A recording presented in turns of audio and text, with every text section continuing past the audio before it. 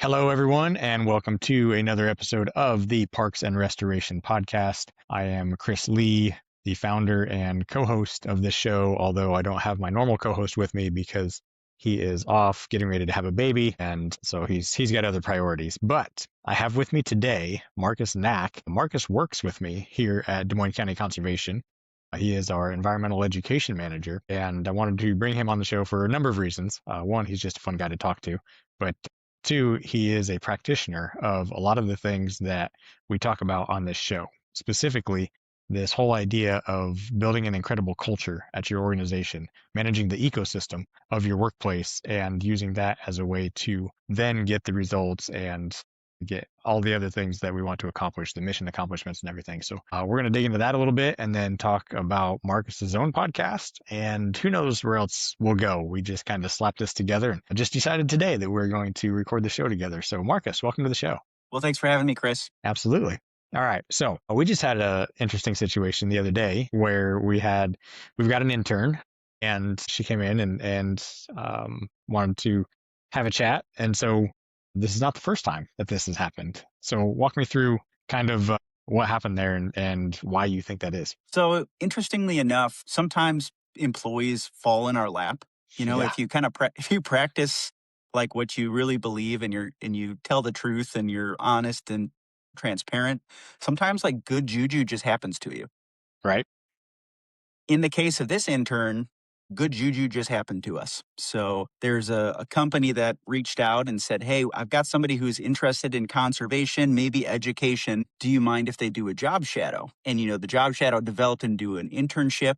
And then the internship kind of developed into the situation that you're bringing up now, Chris. The situation that came up now is that we have this intern who isn't really sure what she wants to do as a career and decided to give environmental education a try. So came on over to the office. And after spending a bunch of time with us, after practicing teaching, teaching things and interacting with the public and interacting with kids, and most of all, having fun and being silly, she's like, I want to do this forever. My internship is limited term. How do I make this my career, and how do I lock it in with you guys? Is kind of the skinny of the situation. Yeah. Yeah. And you talk about from a leader's perspective to have someone come to you and say, I want to work here forever. How do I position myself where I can do that? You're like, yes, we must have done something right. And it just goes back to all the things that we talk about on the show is, when you put people first, when you put your culture first, when you try to create an incredible place to work, this is what you get. You get people that are coming to you and be like, I don't ever want to go anywhere. We had this, I think I've talked about it on the show before, our natural resource manager, he worked here, I think he started out as a high school intern and then worked every summer through college. And, we kept telling them after them first couple summers, like, hey, you might want to think about going somewhere else and getting some job experience with other agencies and stuff like that. And he's like, nope, if you're going to keep having me back, I'm going to come back here. That's just all there is to it. And as fate would have it, a position opened up a little bit before he graduated college. And I'm like, I already know who I want to hire in this position because he'd proven himself over the last several years. And then we had another situation here at the Nature Center where we had hired a teacher and for a part-time position, and it was like a seasonal position. And then we were trying to find a way to keep it going. We got some grant funding to keep it going for a little bit. And he ended up deciding not to go back to teaching full time once the next school year opened up.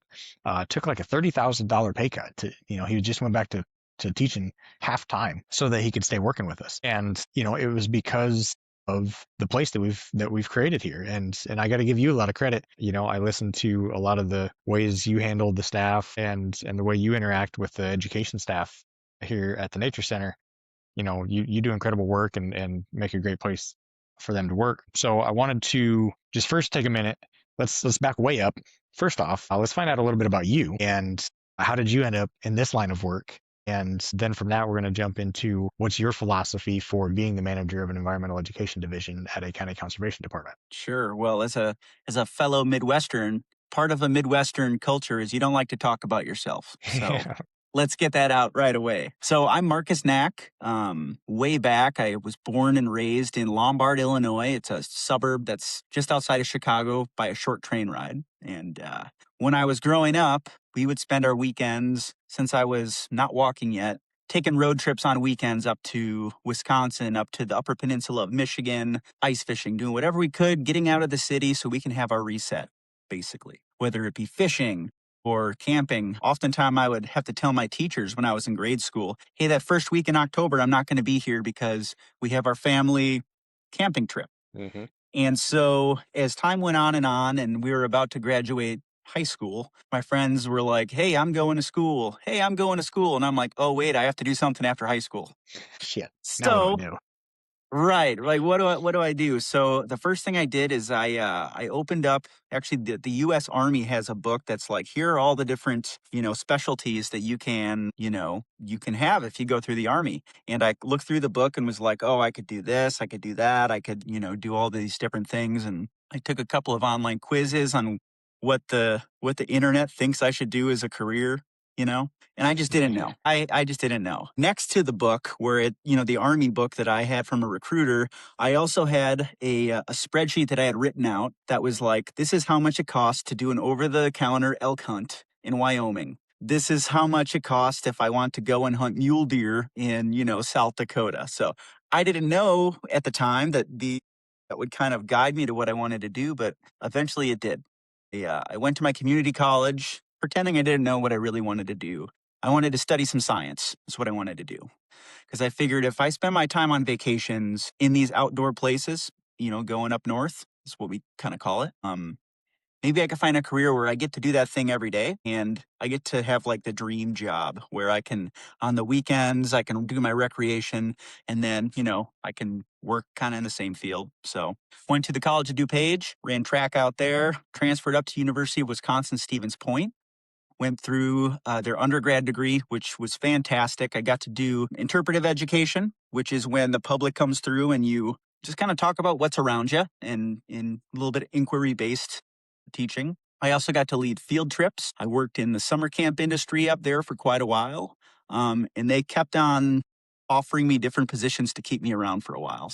After my undergraduate program that I went through, I was working for the University of Wisconsin Stevens Point for a couple of years. I was like educating some students from Beijing, China for a month so I can make a couple bucks there. And, they taught me a little bit of Mandarin. Don't remember it very well now.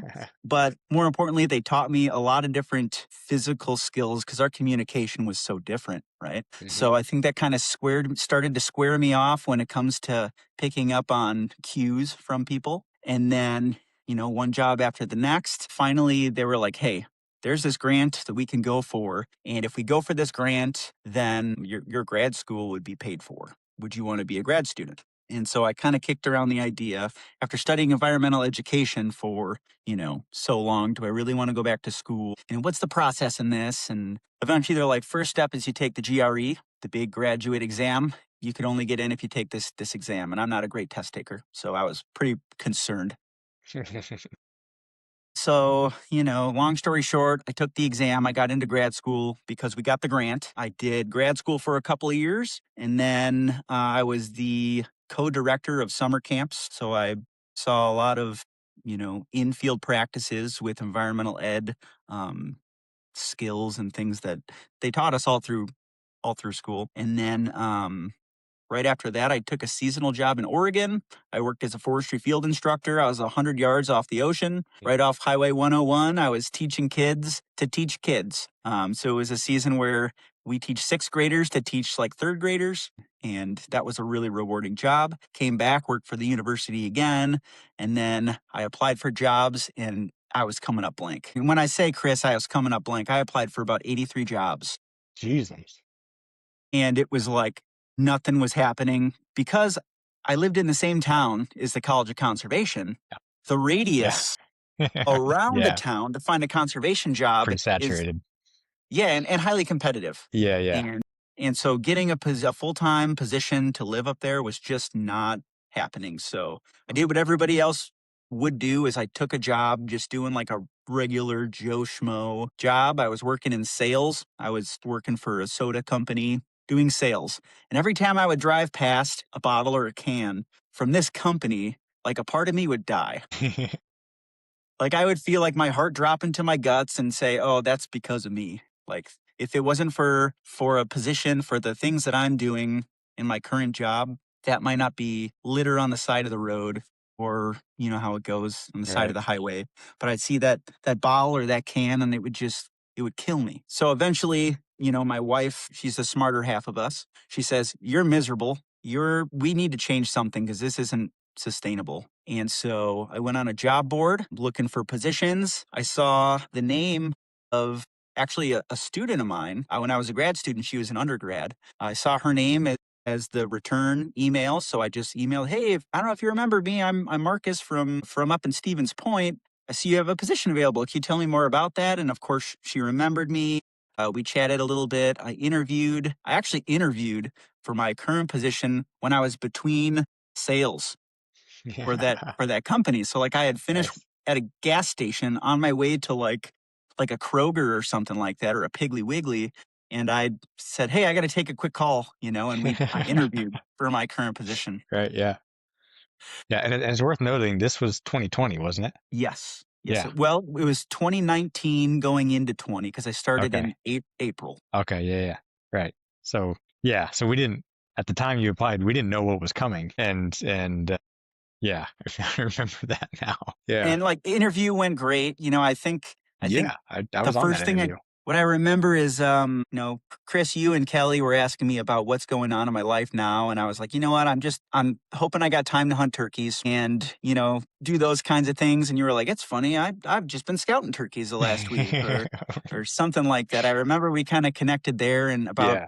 a couple of Steve Rinella books we had read or something like that. And it kind of worked out great. So, wife and I packed up a U-Haul and a couple of truckloads, and we made our way down to Southeast Iowa, having never been to Iowa before.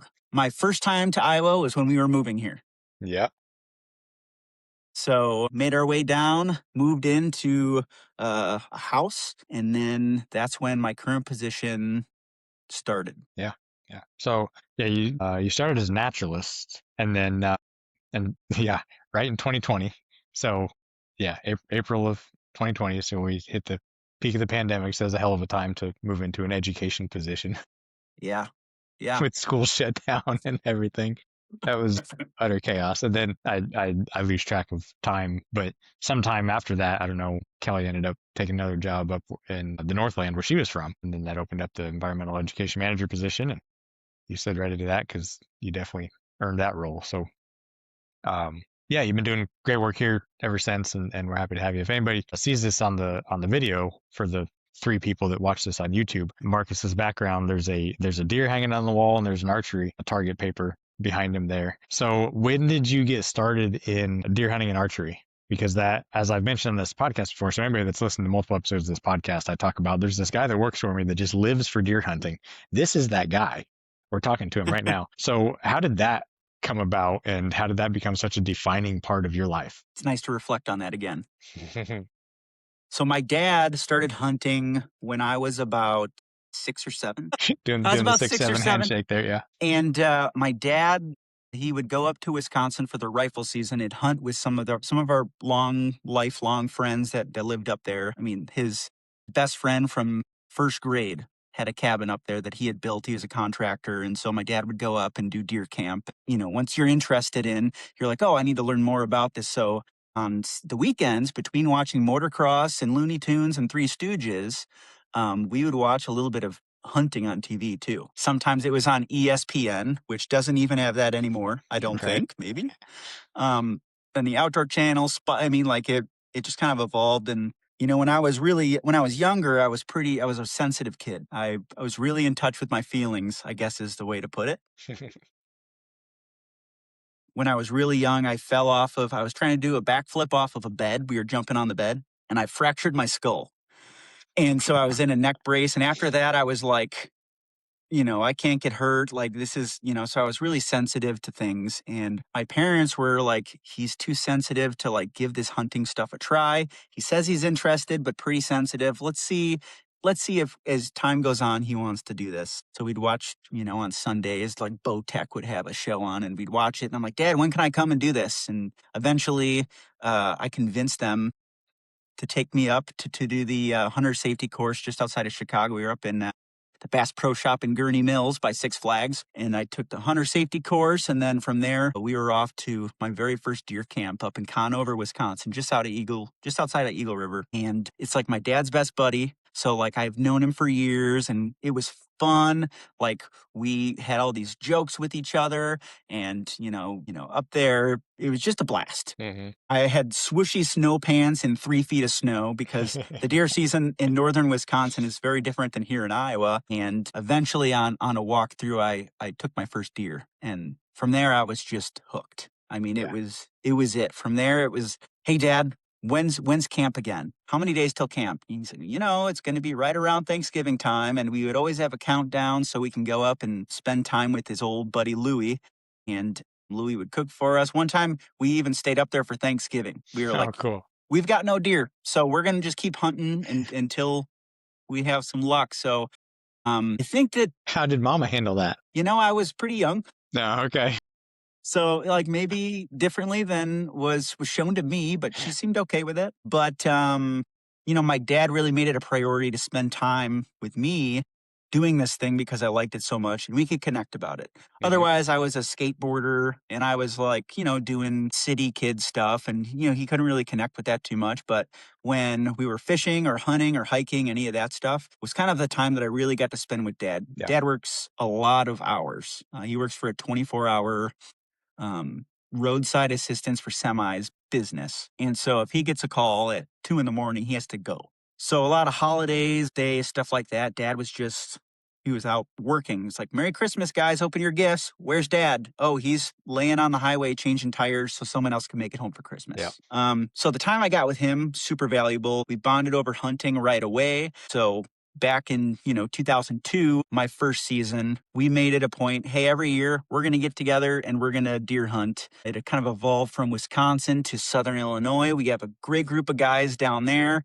And even when I went to school in Wisconsin, I was paying out of state prices to go hunt Illinois with dad. So from there, I came down here to Iowa, like the mecca of deer hunting. Yeah. And I went to a really good archery shop because I dabbled in archery a little bit. And then I really, got technical and almost obsessive with archery. And that's kind of where I am now. So I am, everything I do revolves around deer hunting, whether it's, putting in some miles at the gym, lifting weights so I can drag a deer out or not be as winded on my way up a hill. I mean, fill the freezer, almost everything I do every day is to help give me an edge or an advantage when I'm in the deer woods. And it's paid off. So I know tomorrow you shoot archery league and you're usually one of the top shooters in the local regional league. And then this year you had some pretty good luck in the tree stand, I know. And in fact, this weekend is the Iowa Deer Classic as we record this. This will come out after that, but you'll be taking your deer up there, won't you? I've got him right here. All right. There it is. Here There it he is. is. Look at that beast. Yeah. So anybody that's not watching this on YouTube, you're going to have to now to see the ginormous deer rack that Marcus is holding in front of the camera right now. I just, have him right here in the podcast studio. As you should. I mean, who doesn't have their deer antlers just sitting in their podcast studio, right? Ready to go. Yeah, the Deer Classic is going on today, and I'm shooting the 3D at noon tomorrow. There's a 3D shoot where they have foam animals out. If you don't know anything about 3D shooting, and different circles are different points, and then they have some prizes and giveaways and stuff like that. So I'm meeting a bunch of guys from the bow shop up there, and we're gonna shoot them up. Nice. Yeah. What did that deer score? You just got the official score back, didn't you? He went 193 and 5/8 is what he went. It's a beast, man. Yeah. That is a beast. Pretty exciting. I had him on camera for about a month before I had an opportunity at him. Yeah. I mean, I scout and hike. And like I said, about every moment that, I'm not spending with family or at work, I'm doing something to give me an edge or an advantage in the deer woods. So Yeah. Yeah. And for anybody listening, he's not kidding. He puts in the time. Like, Marcus is absolutely nuts over deer hunting. And I've talked about this in previous episodes. So this leads into the next area of our conversation of creating the ecosystem that you want to be part of. So, I talk about the core of organizational ecology is this whole concept of looking at your organization as if you were looking at it through the lens of wildlife management. And your job as a leader is to create the type of places where people can thrive. Just like in wildlife management, you create the type of places for the wildlife that you're managing to thrive. And only in doing that do you get the results that you want. In wildlife, it's getting more wildlife or they're healthier or whatever. But in your organization, it's the same thing. It's delivery on mission. It's healthier, happier people. And one of those things is making sure that you're tying back to what it is that gives them energy. And I've talked about this in the previous episode, actually several of them, about how people are wired to pursue that which gives them energy. And for you, obviously, it's deer hunting in the outdoors and archery. And so we build a system around making sure that you have the time to go out and do that. And I think that's helped create a fantastic workplace here. And that's shown up in how others have interacted with us and have wanted to either come join us or stay working with us. Generally, we don't have any trouble with recruitment. Now, sometimes the pool of people is just kind of small, but once we get people in our ranks, and we do a really good job of trying to reach all the way down into the high school levels. So we try to get like high school interns and local interns so that we can kind of vet them in real world job application rather than a 1 hour interview. And then once we get them into our ecosystem here, generally, if this is the line of work they want to do, generally they want to stay. And most of the time, we don't have any trouble finding our summer interns. The last couple of times we've had positions open up, we've had people knocking on our doors to apply for those. And so that's the downstream result of creating a fantastic ecosystem. So I want to dig into, now that we know a little bit about you and your background, and everybody can be jealous of this monstrosity of a deer you got this last year. I want to dig into a little bit your philosophy for managing your division. So you're the environmental education manager. So you're the head of the environmental education division at Des Moines County Conservation. So we have basically 3 divisions. We got our field division, which is, all the parks and land management. And then we got our education division, which does all of the naturalist stuff, the school programs and public programs and all that kind of stuff. And you're the head of that. So walk me through a little bit your philosophy on managing people, managing the division, and just, how that plays out every day. Sometimes it's hard for me to put that in words. So I guess you can relate it to deer hunting too. Yeah, that's good. Let's do that. So let's do that. So I'm a diehard deer hunter and I like to do everything I can that gives me an edge to success. If we count success as a deer harvest, a good hunt, I get to do the thing I like the most. So in figuring out the things you can do to give yourself that edge, you have to find one, what you like to do, what you don't like to do, and you have to figure out how to have fun doing things. I don't know what way to explain it, but I think a big philosophy for me is that we got to have fun and lead by example. Usually on the first day of, a hire's term with us, we point out, hey, there's going to be times where we need to, get down on our computers, look at the screen. We need the program numbers for annual reports, or we need to, have certain things that we have to do. That's the not so fun stuff. But in return, we also get to do the really, really fun stuff. For instance, during February, once a week, we get to go out with the public, sneak around in the woods like ninjas, and call and respond to owls. So the barred owl is mating. If you call out the who cooks for you, we get a lot of return from the owls. So it's kind of like a, here's the not fun stuff. You're going to have to hike a lot of miles. Here's the really fun stuff. We get to check cameras to see if we have deer on camera. And then the payoff in the end is that you get this satisfaction of having happy community members. It feels good to have like a good teaching session. Or in my case, if you have a real nice 193 and 5/8 on the wall. Yeah. Yeah. And I see that often, or I hear that because we share a building. My office is not directly across, but it's just on the other side of the area from where you guys are. And there's often times that you guys will just be laughing and cackling over there and just, having a great time. And I'm in, being the introvert that I am, in my office doing my admin computer stuff, and like, man, they're just hooting it up over there, having a good time. But that goes back to creating a great workplace. The other thing that I've noticed you're really good at is, I've talked about in previous episodes here, of doing like pre and post mortems. So every time there's a program, you do a really good job of ahead of time kind of going through, okay, let's make sure we got all the things kind of figured out. What ways could this go off the rails? How could this be better? And then after the program's done, almost always you do an AAR, after action review. And you're like, okay, what did we, how did we intend this to go? How did it actually go? What did we do right? And then what are ways we could improve? And I hear those conversations going on over there, and never have I heard it in the vein of you screwed this up. It's always been, how do we collectively make this better? Because the focus is just, we just want to give better programs. We always want to give better programs. So let's figure out how to do that in a non-accusatory, non-blame passing way of, sometimes things just don't go all that well. So we're going to identify that and work through that. How did you come to develop that skill? Because it seems like you do that really, really skillfully. I think that working in the camp industry, having thousands of people come through camps and come through some of my programs, whether it be undergrads or the participants in programs, there's a lot of reflection, especially if you have like a poor performance, or at least you tell yourself it was a poor performance. Oftentimes others don't know. And then when I was learning environmental education, a part of my practicum in college was doing exactly that, stopping and having a reflection with the team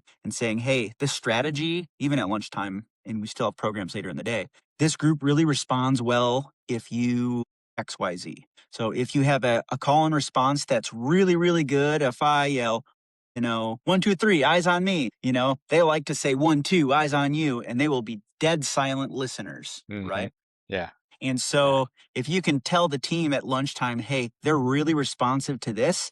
If you're having any issues with behaviors or getting them to quiet down a little bit so you can drive, your points home on your lesson, here's a strategy that has been working really, really well. Sometimes at lunch, it was often an opportunity for the educators to kind of get together in a quick huddle and say, man, group B is having a real tough time sitting still when we're looking at microscopes. And then the rest of the day, we know, okay, instead of having them sit in front of microscopes, we got to run these kids. Like, we need to get them up. We need to get them moving. By the end of the day, you can really tell the difference when the team is working really nicely together or when the team has some shortcomings. Mm-hmm. So I think that to answer your question, the development over time, between having thousands of kids through summer camps, through field trips, there is always an opportunity to improve. And then, when you think you didn't do a good job, or you think that you failed at something, taking a moment to ask why, not just I failed, maybe next time will be better, but like why specifically did it fail? And to give that like some deep,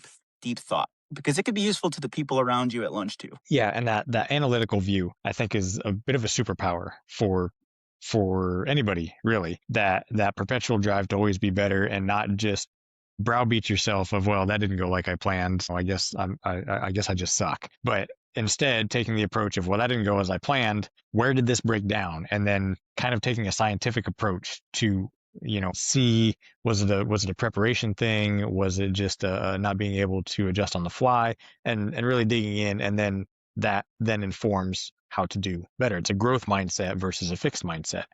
And what I see, this shows up with you in a management position, in that with your vast experience leading camps and programs over all the years that you've done that, you've got a lot more experience than most of the people that come and work for you. And so it'd be real easy for you to just come in and say, well, here's what you should do. But I don't know that I've ever seen you do that. What I see is you come in and you're asking questions, especially like in an after action thing of, right, so maybe this didn't quite go as we planned. So what happened? And what could you do differently? And you're leading the discussion rather than demanding from on high of, let me give you all the answers. You're leading, and I think you also do a really good job of recognizing that the way you might do things is not the same as the way the people you're leading are going to do things. And you give them that flexibility. And I think that shows up really, really well in their confidence over time, and their willingness to perpetually improve. Mm-hmm. Uh, is that just a product of having to do that with kids? Oftentimes you can't just, command kids to do things because they're going to fight back. But if you let them come to their own conclusions, or where did that come from? Is that how you were raised? I'm curious. So earlier in my career, I would stretch myself too thin at times Mm.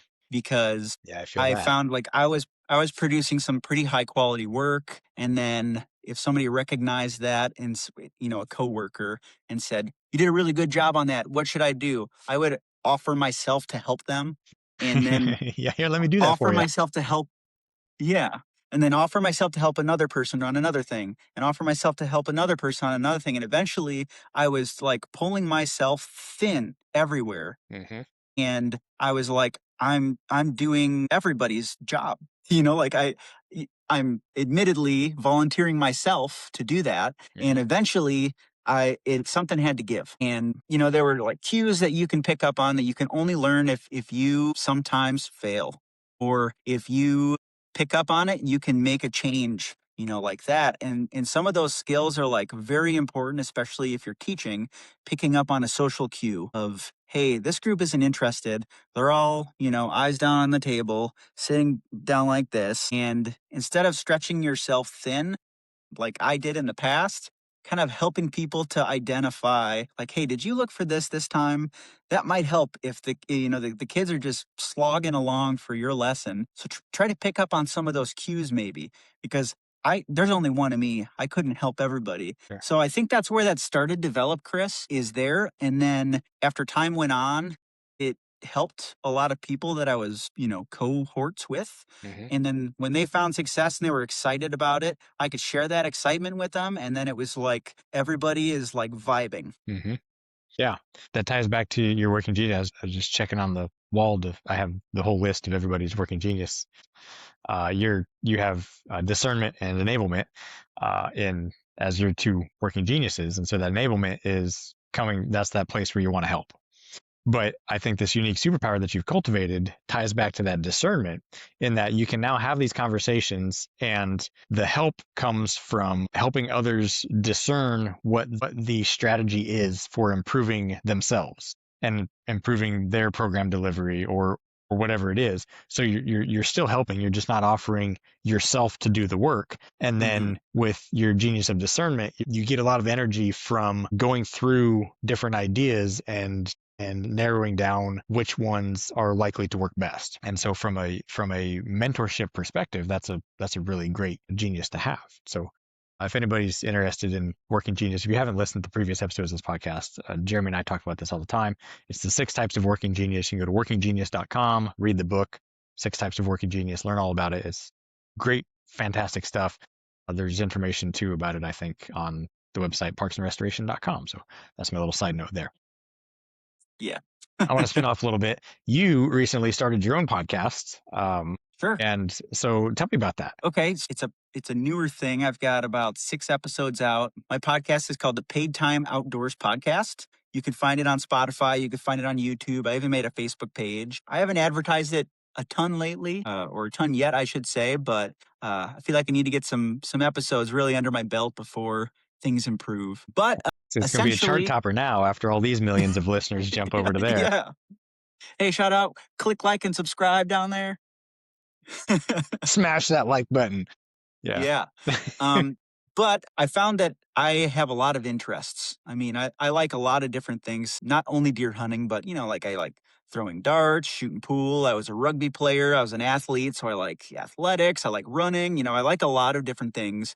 And so I've met a lot of really interesting people up to now in my life. And I kind of dissected like what it is that people do. And the Paid Time Outdoors podcast is all about how people spend so much time working so hard just to make it to that weekend, or just to make it to use the paid time off or a sick day. Just don't tell the boss when it's a sick day. To use that time to do the things that they love the most. Because, like, if I'm going to take a vacation, there's a day where I can take off a Friday and then I have a 4-day weekend. I'm going to concentrate all the stuff that I really care about, really want to do in my life in those 4 days.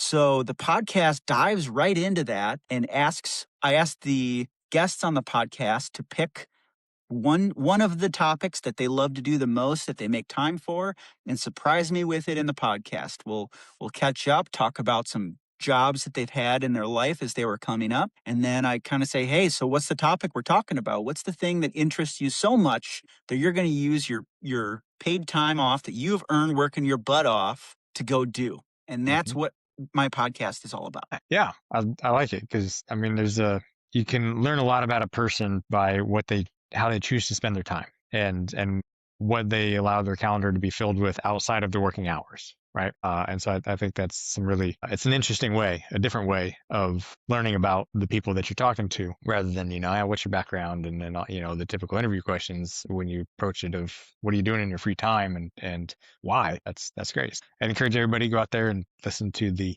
Paid Time Outdoors podcast. You can find it, I imagine, on all the podcast platforms, Spotify and Apple, which I guess there's probably others, but those are about the only two that anybody ever listens to, I think. Yeah, check that out. Awesome. So, what have you been doing with your time off lately, Chris? Work and raising a family. That's Yeah. about it. Here's a question for you then. Okay. So you have your interest and your time off, right? Mm-hmm. Where you would take some time to do, I would guess, river things. If I were to guess what you like to do, because you're the river That's a man. good guess. Yeah, for sure. Have your weekends changed a lot since your kids have different interests than you do? Yeah. Yes. And like, how does that fit in your life? Not well, I guess, is the short answer. So, like a lot of parents, we're in that dealing with ball and sports stuff. So my daughter plays travel softball. My wife was a hmm softball player growing up, and so she's kind of big into that. My daughter's kind of getting into it. She's 10, so she's not like doing the full on travel all over the place yet. The first weekend of spring, we've got a tournament a couple hours away. We got to get a hotel room, and of course we had to get one with a pool, and so there's that. And then I was just sitting down with wife the other day, and she's like, so we need to go over weekends where we're looking at having softball tournaments, and just like this one, and then that one, and then that one. And I'm like, you're really fucking up my summer, woman. We're going to have a talk about this. She's like, get over it. So there's that. It's balancing that family life with really all I want to do is just go down to the river, pull my camper down there, go out on the boat, catch some fish, hang out, soak up some sun, maybe sit at the sandbar, drink a couple beers, and just love life. But we're hmm gonna do this running around thing, and that's what parents do, and I recognize that, and that's fine. My daughter likes to fish too, so everything in life is a balance. Like just like in conservation, everything's a hmm balance. So we're trying to strike that and figure that out as we go. And then my boy, he's 7. He's got a broken arm right now, but once it heals up, he'll get into soccer, and then who knows how that'll consume our life. My daughter is interested in sports. My boy is absolutely nuts for soccer. The kid sleeps with a soccer ball. So it'll be interesting to see how that goes into the future. So then I know that we're taking a leadership course right now, that Yeah, and we're been hooking learning up. some different interesting leadership techniques. A lot of that stuff in our course that we're taking kind of comes up and you say, hey, wait a second, I already do that. Yeah. Upon reflection, you realize that like something you learned from a mentor is something that is a great practice, not only at your career, but in your private life as well. Have you been using any of your leadership, ecosystematic leadership findings? Have you been using that at home as well? Yeah. See, listeners, all right. So this is Marcus's superpower here. He's a guest on my show and he's asking me questions, right? So I don't know that I've ever met anyone that has as high EQ as this guy has. And this is how he is. He's just interested in humans, which makes him an actual great human being. So to get to your question, we are taking this class. It's called the Better Culture Mindset Leadership class. And I'll take a moment to put a plug in here. I am interviewing Brett Hogeveen.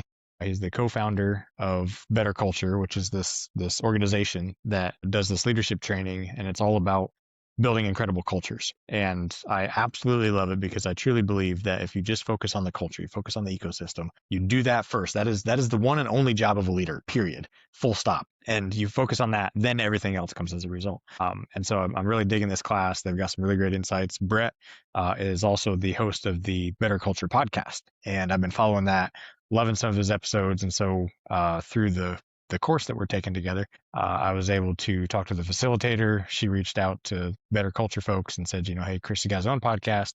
So she connected me with Brett. And on March 27th at noon, I'm hosting an interview with Brett Hogeveen from Better Culture. And if anybody wants to be part of that, you can simply go to parksandrestoration.com and the registration link is right there. So anybody that listens to the show is welcome to join us as part of that. So to answer your question, leadership concepts that I'm applying at home, at the core of it is just this concept of creating a great ecosystem. I recognize that I'm not going to get all of the details right. Um, I'm sure in 20 years, I'm going to look back at my parenting and be like, oh man, I screwed my kids up, because all parents do. Like, you're ultimately a product of all the ways that your parents screwed you up, but they do the best they can. And that's what my wife and I are trying to do. I'm sure we don't get it right all the time, but we're trying. But at the core of it, we're just trying to create a great ecosystem. So I mean, we can have days where we're arguing, we're fighting, kids aren't getting along. It's that typical parent stuff that you deal with a 10 and 7 year old, which is kind of yesterday.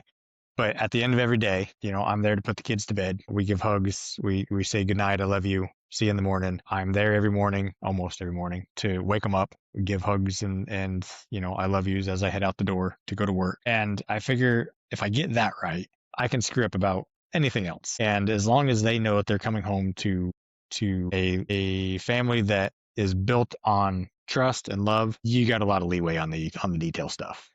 So that's it's trying to create a great ecosystem. Do I want to do some things different? Yeah, for sure. Like I would like to go on more trips and give them more experiences and that kind of stuff, but you know you do what you can. So that, I Mhm. mean, that's kind of the core of it. The other thing that I'm really trying to do is this concept of energy, and I talk about it a lot on this show. Is what is it that my kids find energy in? This applies to anybody, whether it's your kids, whether it's your coworkers, whether it's the people that you lead. Help, if you can figure out what it is that they find energy in, what it is that drives them, their elements, what is it that puts them in their element? Like with you, it's deer hunting, hands down. Like that is absolutely obvious. With other people, it's not so obvious. We have a guy that works for us. His thing is racing, right? Mhm. He races on the weekends, and just he loves things that go fast, and he races a sprint car. That's his thing. And so yeah, we're going to try to create the conditions that cultivate that. I'm trying to do the same thing with my family. Just what is it that they get excited about? And a 10 and 7 year old, you maybe don't have it yet. My boy's clearly excited about soccer. My daughter, I'm not really sure. She likes softball enough, but I think it's just because she's got some friends there that do it. Mhm. I don't know. We'll see. But I'm always trying to keep my eyes open for what is it that makes them tick, because that manifests in so many ways in life. Like it's it's it's going to show up in the career that you choose, because if you choose a career that drives a wedge between you and what you love to do, then you're going to be miserable. And if there's things that you love and you can build a career around doing that kind of stuff, like I have this inkling that my daughter's kind of the has this bend towards art. She's just always drawing and just making things pretty. And so that career path, not necessarily as an artist, but are there career paths that tie to that more so than doing other things, right? And so just trying to follow the energy, I think that's absolutely critical. It's critical in ecosystems, it's critical in workplaces, it's critical in families. But Mhm. the show's not about me. This is supposed to be about you, Marcus. Sorry for hijacking your podcast, but Right? Yeah. Thanks a lot, man. Jeez. But so, what are some of the takeaways that you've had from the Better Culture Leadership Program, and how's that manifested either at work or in your life? I've had some really good ones that have come out of the class. One, first off, I think it's great that you're taking time with your family, with your kids, to build like a really good habitat at home. Because your home range, your home habitat really has to be a place where you don't have so much anxiety and you have to be comfortable. One of the things in the leadership course that rang really true in my mind was that anxiety is the foe of communication and is the Mm, foe of like yeah. learning. Like you can't, if you're anxious, it's like the base one Bloom's taxonomy need. If you're not comfortable, if you can't, live in a place where you can be yourself, you're not going to be able to learn, you're not going to be able to communicate, you're not going to be able to understand or Right. comprehend. Yeah. Comprehend is the word I'm looking for. Um, so I found that rings really true. That before I can dive into, something that's really upsetting to me, I need to slow down and think about it first. Like, is there something here that is making somebody anxious? Before I even bring this up at all, is it like I'm so jazzed up because I have so many lesson plans that are coming up. I'm really anxious to get out and teach this lesson and teach this lesson? Is there an anxiety there that is so strong that comprehension of like a small task or a small thing is just floating right past you?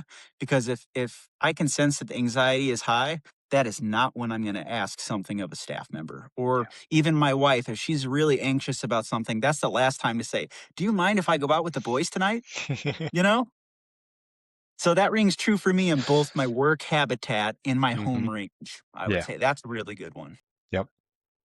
Yeah, well, and again, this getting back to your superpower of having this high emotional intelligence, and that you've got a really good knack, pun intended, for being able to read that in people, right, Mr. Knack there. But yeah, I mean, you do, and I've seen that both inside and outside of work, and so having that awareness rather than like, oh, I've got time to talk about this thing, we're going to talk about this thing. Well, no, like you need to understand the mental state of the person that you're going to be talking to, and or else that communication is just gonna it's just not going to work really. Hmm. So yeah, I thought that was a really good insight too. Among many, this Bitter Culture Leadership Program has been pretty incredible. I've done a lot of leadership classes, different leadership programs. This one, it's a cut above, man. It really gets at the heart Hmm. of a lot of things. This people focused kind of concept that I think is absolutely critical.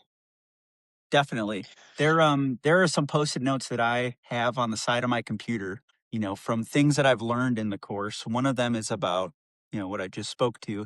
The other one is when there is like a major breakdown, if something isn't getting done or there is a job that's just falling by the wayside or somebody's performance, there's a method that they use, you reevaluate skill, effort, or ability. Like, is this an effort, skill, or ability? And like from there, rebuilding it after you kind of frame it that way makes a huge difference to me Yeah, as well. It's like, right. hey, I can't blame you. This is just something you haven't learned yet. But if it's like, well, you're just being lazy, that's something completely That different. yes, exactly. Two very, very different things. Same, Hmm. same core things that maybe brought the conversation up, but two very different sources of the issue. Yeah, it's Hmm. fantastic. So anybody listening, you want to find out more about this, join us for the conversation with Brett Hogeveen on March 27th at noon.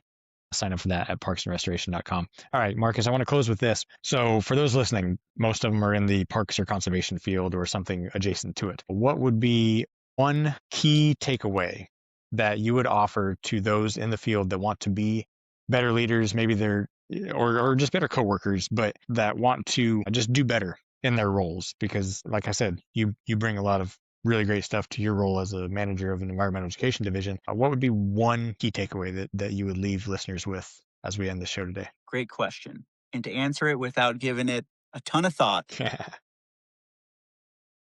have fun. And within fun, there is also like play. It's really, really important that people make time to play because there is a certain amount of happiness that comes with it. And there is skill growth that comes from Mhm. play and happiness, and Yeah. mostly play. If you're having fun with a group of people, it seems like you bond with that group of people differently than if you're just completing tasks and checking boxes. So, my suggestion is to have fun, play, and I think that that changes the dynamic of your staff, of your family, of your group, of your tribe, simply by playing and having fun. Yeah. I think that's sage advice, and I can see there's an ecological parallel there. Like that's a universal force because like you think about the species out there, oftentimes you'll see they're developing skills through play. Especially in younger animals. You've seen you've all seen the National Geographic videos of the lion cubs wrestling each other, and the baby fawns doing the jumping up and down thing, and the baby foxes practicing their pounces and stuff. And like it's play, but it's so much more than that. It's skill development through play, and I think that's so it's kind of a universal thing out there, and we forget that in our workplaces. I know I'm certainly guilty of that. I'm a very kind of serious person, and so it's nice having someone like you on the staff here that can bring that insight and be like, come on, we're going to slow this down and bring some smiles into this place, into this ecosystem. And I do appreciate that. Well, All thanks. right. Well, we'll close with that, folks. Thanks for listening. If you get a chance, go check out Marcus's podcast, Paid Time Outdoors. And if someone wanted to connect with you, Marcus, what would be the best way to do that on the interwebs? How would they find you other than through the podcast? You can go on to the Paid Time Outdoors Facebook page. I also have a YouTube channel. You can communicate with me through there. Those are two really good places to get a hold of me. All right. If you want to know more about the Parks and Restoration podcast or the upcoming meetups that we have, not just the one with Brett, which is on March 27th, but there's another one coming up with Dr. Nick Askew. He is from the United Kingdom and he runs the Conservation Careers podcast. So I'm going to be on his show and then he's going to do a meetup here on the Parks and Restoration podcast. And we're going to be talking about an international perspective of wildlife management. So what he does is he talks to those that work in the field of wildlife conservation from around the world and gets a very broad perspective and talks about how people can get into that type of career no matter where you're at around the globe. But I like this international concept. When we first connected, he said that one of his emails to me said, I see that you talk a lot about hunting on your podcast. He said something to the extent of that can be kind of controversial. Can we talk about that on my show? And I'm like, controversial? Like, no, like hunting is conservation here in the United States, but he has an international perspective and outside of North America, conservation and hunting are not synonymous like they are here. And so I'm really looking forward to having that conversation. If you want to be part of that, the registration link is on parksandrestoration.com. With that, Marcus, thanks for being on the show. Thanks Good for luck. having me. Good luck at the bow shoot over the weekend, and be sure to rub it in that ginormous 193-inch rack up there at the Deer Classic and make people feel real bad. So thanks for being here, folks. Thanks for all you do out there, and we will talk to you again in a couple weeks. Take care.